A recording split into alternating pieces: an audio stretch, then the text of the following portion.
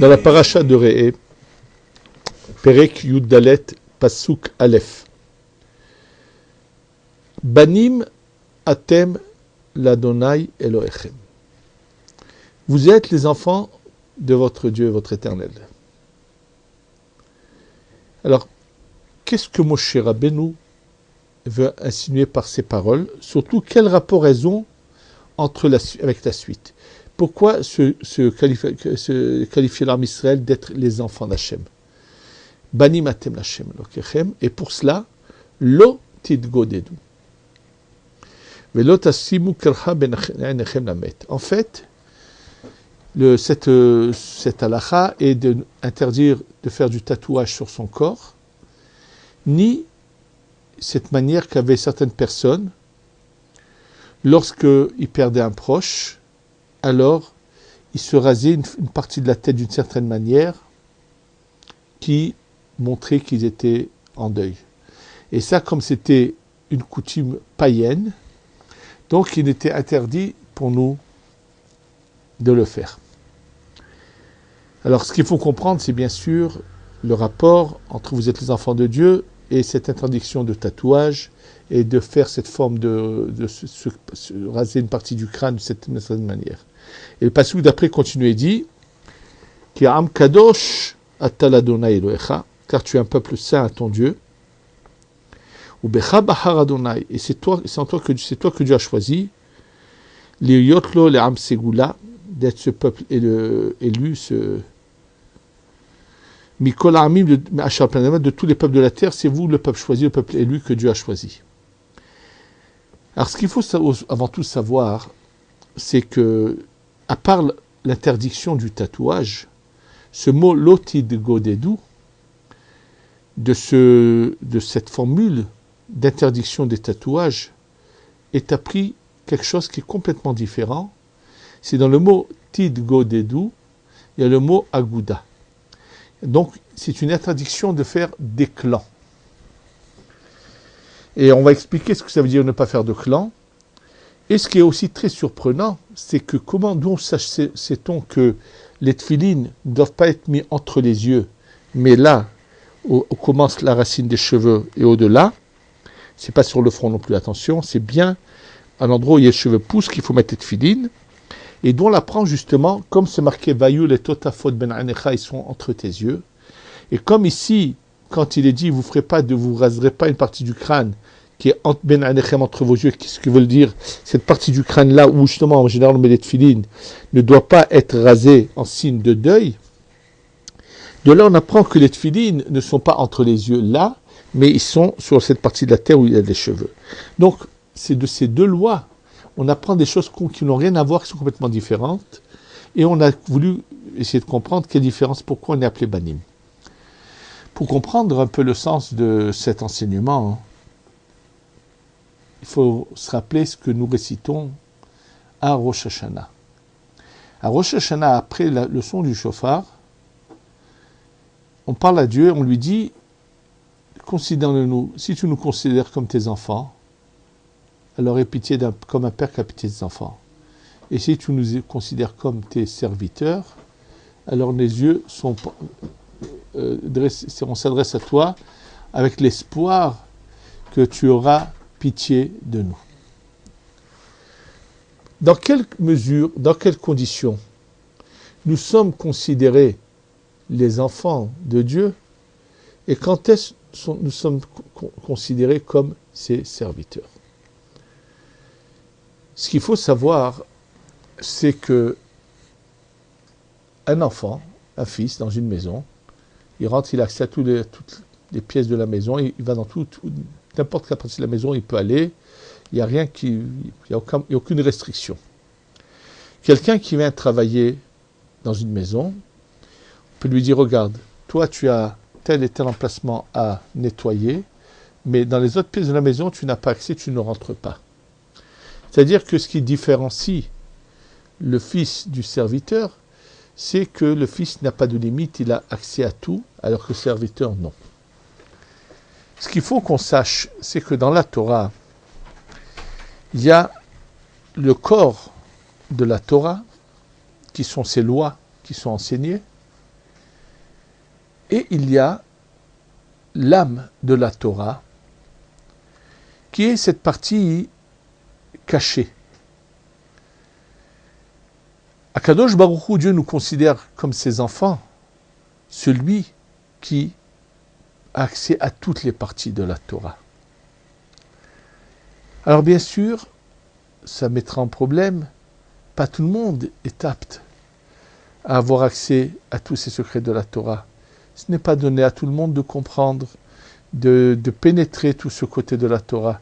Déjà, il y en a qui ont des difficultés à savoir comment gérer leur journée, comment agir, connaître le minimum de halachot.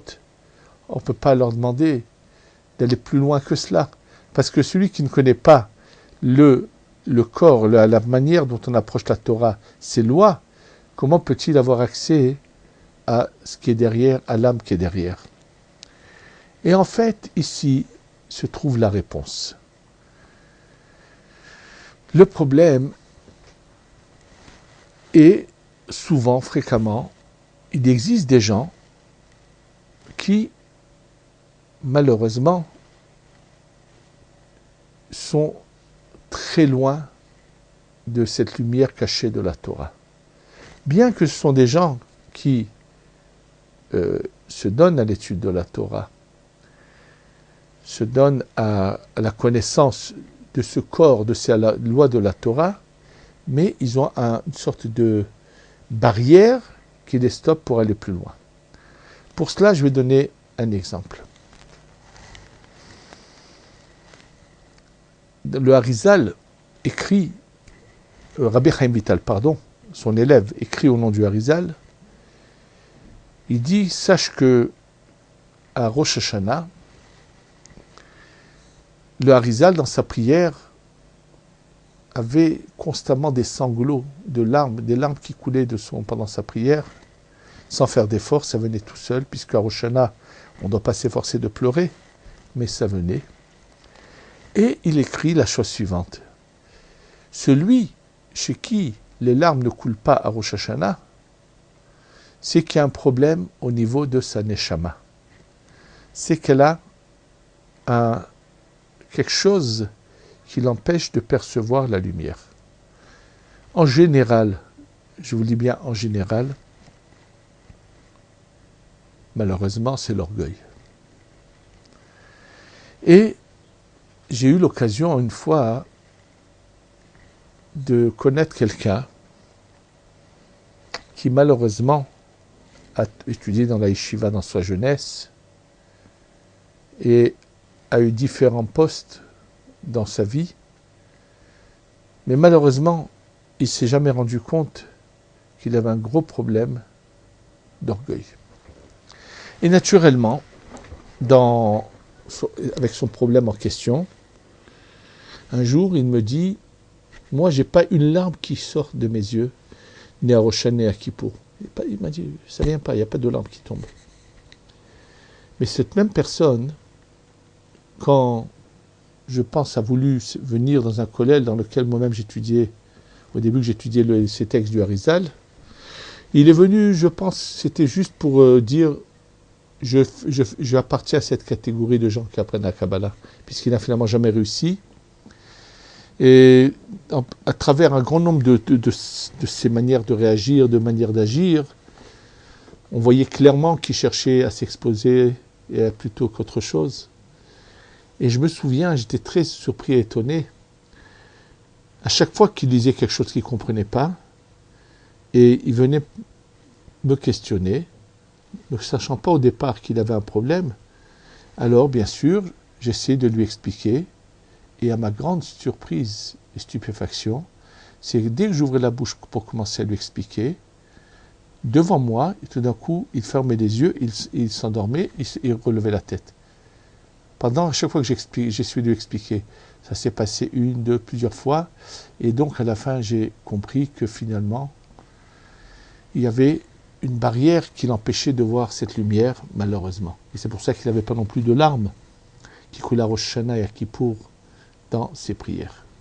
Mais lui, au moins, savait que ceux qui sont dans cette étude sont dans la bonne voie, font quelque chose de beau et de grand. Au moins lui, il avait cette honnêteté.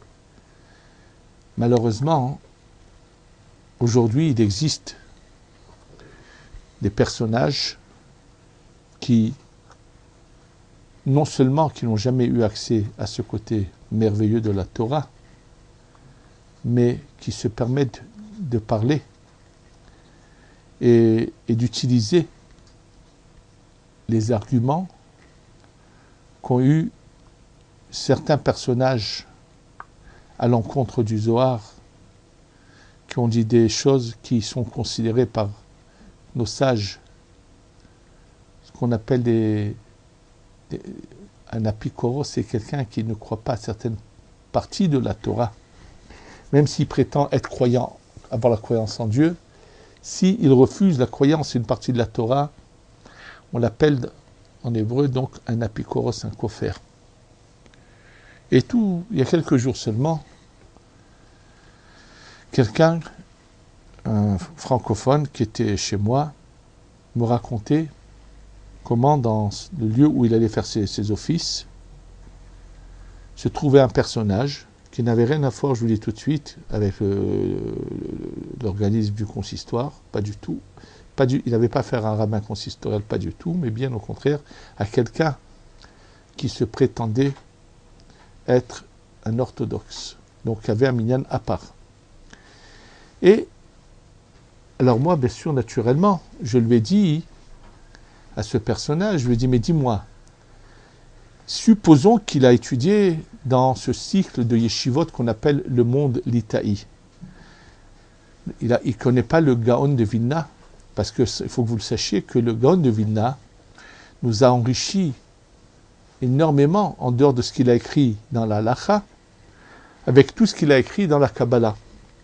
Le Gaon de Vilna a écrit un commentaire sur le Tikkun HaZohar, qui est une merveille, et beaucoup d'autres choses encore, et qui ont été surtout repris par le grand-père du Rav Eliashiv, avec ses œuvres merveilleuses qu'il a appelées les Shem, Shebo et Ahlama, à tel point que le Chafetz Chaim a dit un jour à un de ses élèves qui devait voyager, où se trouvait le grand-père du Rav Eliashiv, l'auteur du Leshem, il lui a dit, tu sais, si tu vas là-bas, rentre le voir, parce que dans ce monde, on peut le voir, mais dans l'autre, je ne crois pas qu'on pourra le voir, tellement il sera bien au-dessus de nous.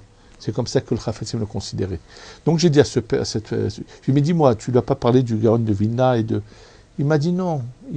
Qu'est-ce qu'il leur a répondu, ce personnage qui est malheureusement très orgueilleux et très vaniteux? Il leur a dit non, lui, il va uniquement selon le Rambam. Alors bien sûr, c'était plus que de l'amusement, je trouvais que c'était vraiment une farce de ce qu'il avait pu dire, parce que s'il avait compris tout ce qu'a écrit le Rambam, il se serait rendu compte. D'abord, ce qu'il faut savoir, c'est que une grande partie du Zohar a été transmise de génération en génération et ont été vus aussi bien par le Rambam que par Rashi. Nous avons énormément de textes qui sont relatés mot à mot, comme dans Parashat Noach, où Rashi, quand il vient expliquer quelque chose qui apparemment n'est pas l'explication du texte, comme on a l'habitude du Pshat de Rashi, ça va être au contraire vraiment les mots du Zohar. Ou, par exemple, dans le Harizal, lorsqu'il veut parler du shofar pour expliquer sur quoi il faut penser, comprendre la profondeur de cette loi du shofar, et que la Kabbalah explique, c'est pas juste une trompette, mais c'est quelque chose de bien plus profond. Et là, le Harizal va utiliser les paroles du Rambam. Le Rambam, lorsqu'il parle du shofar, il y a une allusion en cela, Oru yeshenim mitardematrem, réveillez-vous les endormis de votre somnolence. Et en fait, dans ces mots-là du Rambam se cache une grande partie des kavanot, de ces pensées qu'ont les Mekoubalim pendant la leçon du shofar. Ou encore, je vous donne un exemple, le Rambam dans les halachot de Shabbat, qui écrit que à Seuda Shlishit, de prendre un peu de vin et de faire dessus la bracha de Boré Péré Geffen. Alors bien sûr, il y a eu une interprétation. Il y en a qui ont cru que le Rambam voulait dire qu'il fallait faire Kiddush avant Seuda Shlishit. C'est comme ça que le Tour l'a compris, c'est comme ça que les Yéménites l'ont compris. C'est pour ça qu'ils ont cette coutume. Et le Beth Yosef, Rabbi Yosef Karo dit mais non, ils n'ont pas compris ce que le Rambam voulait dire, étant donné que le Rambam n'a pas marqué cela dans les halachot de Kiddush, mais il a marqué ça dans les halachot de réjouissance du Shabbat. Et à quoi veut-il faire allusion, le Rambam? C'est que pendant le repas sur la Shishit, de prendre un peu de vin, de dire Boré Pera Geffen, ce qui est exactement l'opinion du Harizal dans ces textes qui n'ont rien à voir avec le Kiddush. En tous les cas, à part cela, vous savez tous que le Rambam a écrit le Moré Nevuchim, le guide des égarés. Et récemment, un de nos anciens Kollelman, qui est aujourd'hui un imminent Mekoubal, qui s'appelle Rav David Gindi, l'époux de la fille aînée du Rabbi Yaakov Toledano Zechron Livracha, et lorsqu'il m'a rendu visite il n'y a pas très longtemps, il me disait qu'en ce moment, il travaillait pour montrer que certains textes dans le Moré Nevuchim ont leur équivalence dans les textes du Harizal, mais sous d'autres termes et d'autres mots. Et tout récemment, on m'a dit qu'il y a un livre qui a été écrit justement, quelqu'un qui fait ces comparaisons de choses qui sont marquées dans les textes de Rabbi Shimon ben Yochai, que le Rambam a ramené aussi. Bref, en tous les cas, il est évident. Maintenant, comment ce personnage se considère? C'est que ça veut dire c'est comme si qu'il y a son clan à lui, et il y a d'autres clans auxquels lui ne fait nul cas, c'est-à-dire les autres clans ne l'intéressent pas. Et là, justement, la Torah dit, attention, si vous ne considérez pas que vous êtes des clans différents, c'est ton clan à toi, il y a des autres clans, alors vous êtes tous, et vous reconnaissez tous qu'il y a ce côté caché de la Torah. Donc, banim, à terme, vous serez tous considérés comme les enfants, et non pas comme des serviteurs. Et celui qui ne comprend pas la profondeur des choses, alors les tefilines qu'il met, c'est comme si qu'il les mettait pour un mort. Puisque s'il ne comprend pas que finalement, les tefilines, c'est cette lumière qui rentre en nous au moment du schéma et qui va jaillir au-dessus de notre tête à un moment précis. Et c'est ça ce qui est marqué là. Ce à quoi fait allusion la Torah. Et là-dessus, je voudrais juste vous montrer, il y a 2 textes dans le Zohar dans lesquels Rabbi Shimon ben Yochai et son fils Rabbi Elazar sont très virulents à l'égard de ceux qui ne sont aveugles et qui ne voient pas que finalement la Torah ce n'est pas un livre d'histoire. Parce que celui qui ne considère pas qu'il y a quelque chose de caché derrière tout cela, donc un exemple qui est cité dans le Zohar, lorsqu'on nous dit que l'arche de Noé s'est posée le 7e mois. Dites-nous, réfléchissons, quelle importance pour nous de savoir à quel moment l'arche de Noé, la Teva de Noach, s'est-elle posée? Quelle importance! C'est un fait qui s'est passé, qui n'existe plus. Noach est sorti de la Teva. En quoi c'est important de savoir quel mois de l'année la Teva, l'arche de Noé, s'est posée? Quelle importance ça a? Et là-dessus, justement, le Zohar, donc, il parle avec une grande virulence en disant que celui qui pense que la Torah vient nous raconter à quel moment elle s'est posée et où elle s'est posée, il emploie vis-à-vis de lui des paroles très dures. Je vous donne, voilà, Patar Rabbi Elazar Va'amar. Donc c'est dans le Zohar et les Gimel d'Afkuf Memtet. Le fils du Rabbi Shimon ben Yochai, Rabbi Elazar, Vatana hateva bachodesh hashiv'i al are erarat. Et il dit en fait, Bichlal, la Torah fait allusion à quelque chose d'autre complètement ici. Elle fait allusion, le 7e mois, par rapport à Nissan, c'est Rosh Hashanah. Et qu'en fait, ici, à travers ces mots qui parlent apparemment de l'arche de Noé, sont cachés les secrets de la manière dont se passent les kavanot de Rosh Hashanah, sont cachés dans ces versets-là.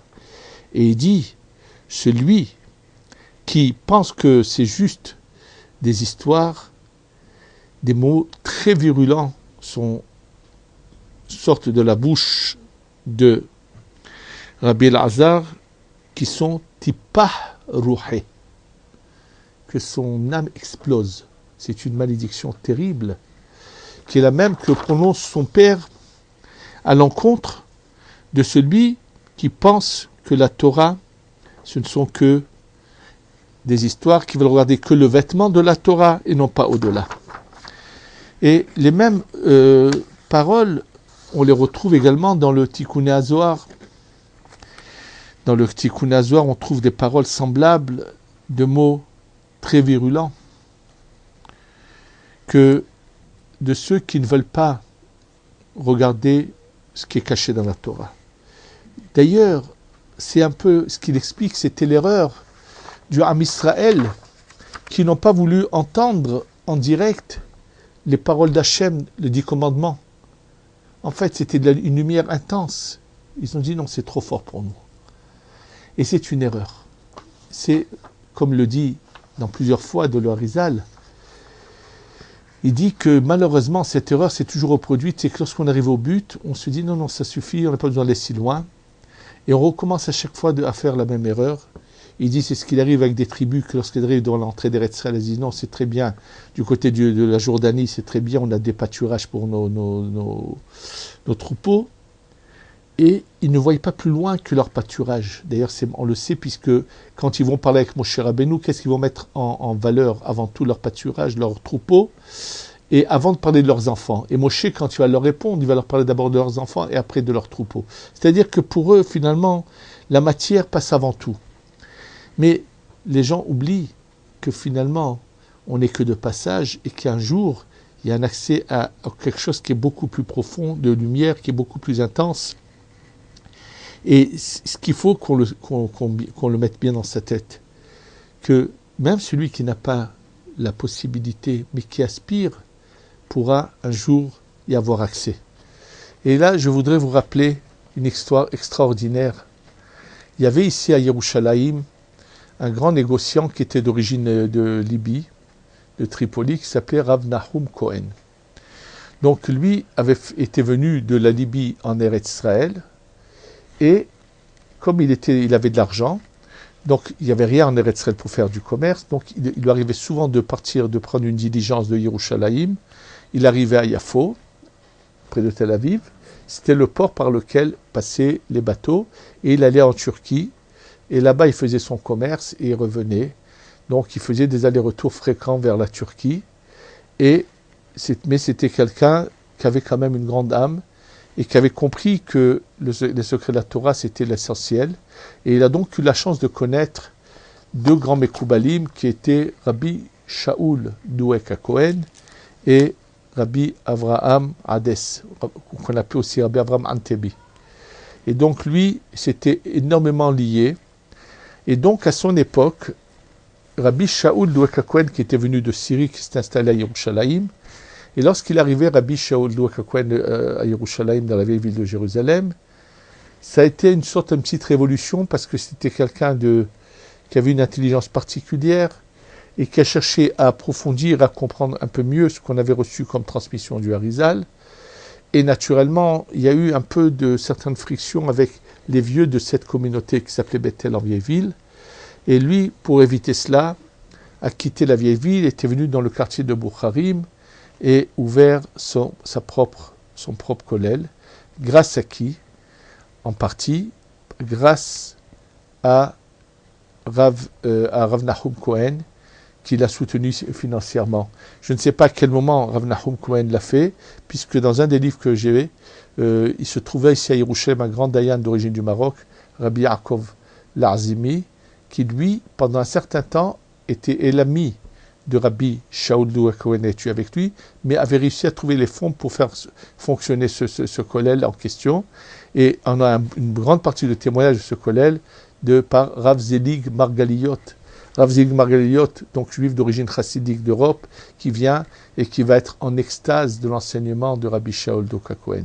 Et ce Rav Nahum Cohen, donc pour encourager les gens qui étudient dans les kollelim de Yerushalayim à venir étudier la Kabbalah chez Rabbi Shaul Douek HaKohen, il avait dit tous ceux qui viendraient étudier, il leur donnait une paye qui était supérieure à tous les autres kollelim, et c'était des pièces d'or qu'il distribuait, ce qui a fait qu'il a attiré énormément de gens qui étaient aptes et qui étaient capables, et ça avait vraiment amplifié l'étude de la Kabbalah d'une manière extraordinaire.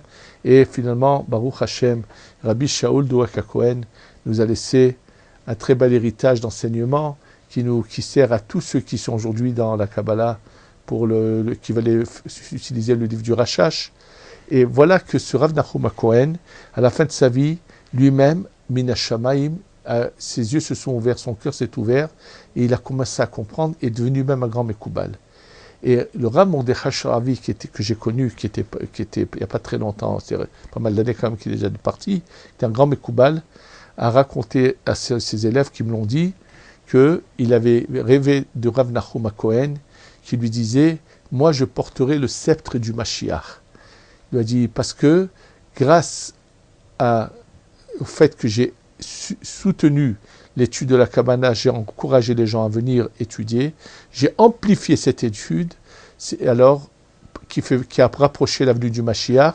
C'est pour ça qu'on m'a dit au ciel que c'est moi qui porterai le sceptre du Mashiach. » Ce qu'il faut qu'au moins ceux qui n'ont pas eu la chance de découvrir ces merveilles cachées derrière tous ces mots de la Torah, pour eux, comme le dit le Zohar, comment peuvent-ils comprendre que la Torah c'est un livre d'histoire? Et c'est ça la grandeur de la Torah, Chas v'Shalom. La Torah a des choses bien plus que... Dans chaque mot, combien de merveilles sont cachées? Et c'est ça ce qu'un peu Rabbi Shimon ben Yochai a cherché à nous faire comprendre. Et ce qu'il faut savoir, c'est que même ceux qui n'ont pas la chance de pouvoir étudier cela, alors ils peuvent participer à cette étude, bien sûr, mais eux-mêmes, qui prennent le temps, qu'ils aient à la maison un Zohar ponctué, avec la ponctuation, et qui commencent même quelques lignes tous les jours, dans l'ordre, petit à petit, lire, montrer à Kadosh Baruch Hu. Tu sais, si je pouvais, j'aurais voulu comprendre, mais je ne peux pas. Au moins, je lis un peu ce texte et aider à la diffuser. Tout cela, c'est quand on est unis, alors s'applique à nous ce que la Torah dit ici. Banim atem l'Adonai Elohechem. Dans ce cas-là, vous êtes les enfants d'Hachem, pas ses serviteurs, puisque vous voulez avoir accès à tout. Un enfant qui a accès à tous les lieux de la maison, c'est pareil, celui qui va avoir accès à tous les secrets d'Akadosh Baruch Hu. Et c'est le désir d'Akadosh Baruch Hu que nous fassons cela. Je pense que c'est vraiment une prise de conscience qui est nécessaire et qui vient bien avant le mois de Elul, où qu'on sache que ces sons du shofar, si on pouvait voir ce qui se passe au moment où il y a la première tekiah, si on pouvait voir ces lumières qui montent, qui vont faire descendre des lumières plus adoucies, qui vont adoucir la rigueur, et comment ces lumières vont petit à petit se répandre et descendre, et enfin nous éclairer, et changer le cours de l'histoire, changer le cours du jugement. C'est pas juste une trompette avec laquelle dans laquelle on sonne, il y a quelque chose de bien plus profond. Alors ceux qui n'ont pas eu la chance d'avoir étudier cela et savoir y penser pendant les tkiaot, mais qui disent, au moins, heureusement qu'il y a des minyanim, en des retzrel de Mekoubalim, qui le font et qui vont nous acquitter. Et on est tous unis, on ne fait pas des clans, alors on est tous banim atem Hashem. Mais lorsqu'on fait des agoudot, des clans, en disant, c'est les Mekoubalim, avec un geste qu'on appelle ça, de dédain, alors les tkiaot de ces gens-là, elles passeront même pas le plafond de leur synagogue, puisque ils pourraient acheter une trompette et s'amuser à la même chose. Qu'est-ce que c'est leur chauffard? Ce n'est pas qu'une trompette faite d'une partie d'un animal. C'est exactement ce que représente leur chauffard et qui n'a absolument aucun sens. Et que Akadosh Baruch Hu, comme l'a dit le roi David, Gal Einai ve'abita niflaot mitoratecha. Akadosh Baruch Hu, éclaire mes yeux, qu'on ait la chance de voir un peu cette partie cachée de la Torah, qu'Akadosh Baruch Hu nous éclaire, nous aide à nous rapprocher, à être ses vrais enfants, et qu'on ait accès à tous les secrets d'Hachem, et que Be'ezrat Hashem on ait la Géoula Shlema, Shetavo, Bimera, Beyamenu, Amen.